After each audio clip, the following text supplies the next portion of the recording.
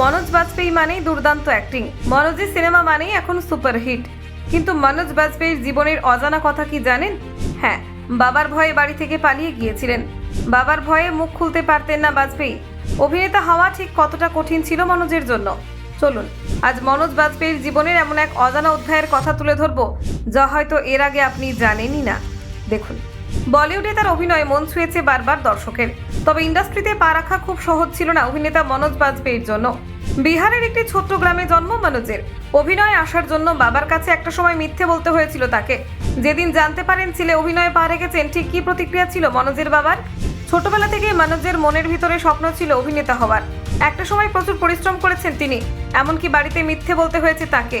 The Anupam Kher শোতে একবার অভিনেতা বলেছিলেন তার বাবা পেশায় কৃষক, তবে বাবা চাননি ছেলে অভিনেতা হোক। ডাক্তার হওয়ার জন্য তাকে দিনরাত উৎসাহিত করতেন। অর্থের অভাবে ডাক্তার হওয়ার স্বপ্ন অধরা থেকে যায় মনোজের বাবার। তাই তিনি তার ছেলের মাধ্যমে সমস্ত স্বপ্ন পূরণ করতে চেয়েছিলেন, যে কারণে তিনি 7 বছর বয়সে মনোজকে হস্টেলে পাঠিয়েছিলেন। এত অল্প বয়সে বাড়ি থেকে দূরে থাকার বিষয়টা মন থেকে মেনে নিতে পারেননি অভিনেতা। হস্টেলে পাঠানোর বিষয়ে তার পরিবারের সদস্যদের কাছে অভিযোগ করেছিলেন। তিনি বলেছিলেন, আমি অনেক ছোট ছিলাম তখন, বড় ছেলেমেয়েরা আমাকে ভীষণভাবে বিরক্ত করতেন। তবে অভিনেতা হওয়ার জন্য তাকে কঠোর পরিশ্রম করতে হয়েছিল বলেও জানিয়েছেন মনোজ। দিল্লিতে পা রাখার জন্য তাকে মিথ্যের আশ্রয় নিতে হয়েছিল।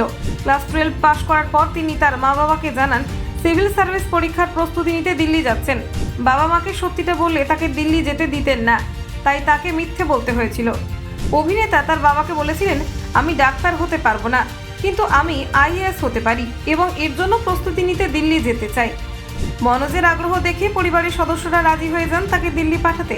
কয়েক বছর পর মনোজ তার বাবাকে একটি চিঠি লিখে জানান তিনি অভিনেতা হওয়ার জন্য দিল্লিতে এসেছেন। সত্যিটা জানার পর মনোজের বাবা প্রথমে অবাক হলেও তেমন রাগ করেননি, বরং মজার ভঙ্গিতে তিনি বলেছিলেন, মনোজ, আমি তো তোমার বাবা, আমি জানি যে তুমি দিল্লিতে অভিনেতা হতে গিয়েছো, আইএএস অফিসার হতে নয়। প্রসঙ্গত উল্লেখ্য, 1994 সালে দ্রোহকাল সিনেমার মাধ্যমে মনোজ বলিউডে তার যাত্রা শুরু করেন।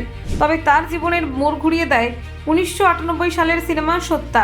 রামগোপাল ভার্মা পরিচালিত এই গ্যাংস্টার ড্রামায় ভিকু মাত্রাই চরিত্রে মনোজের অসামান্য অভিনয় তাকে জাতীয় খ্যাতি এনে দেয়। এই চরিত্রের জন্য তিনি জাতীয় চলচ্চিত্র পুরস্কার ও ফিল্মফেয়ার পুরস্কার লাভ করেন। তার চরিত্রে আত্মনিয়োগ, তিনি যে কোনো চরিত্রকে নিখুঁতভাবে মিশে যেতে পারেন, তা হোক একজন গ্যাংস্টার, একজন পুলিশ কর্মকর্তা, একজন সাধারণ মানুষ বা একজন মানসিকভাবে বিপর্যস্ত ব্যক্তি। তার জনপ্রিয় সিনেমাগুলোর মধ্যে রয়েছে শুল, গ্যাংস অফ ওয়াসেপুর, আলিগড়, ভোসলে এবং ওটিটি প্ল্যাটফর্মে মুক্তিপ্রাপ্ত series the Family Man. Manoj Bajpayee এমন একজন অভিনেতা যিনি বলিউডে স্টার না হয়েও একজন লেজেন্ড হয়ে রয়েছেন।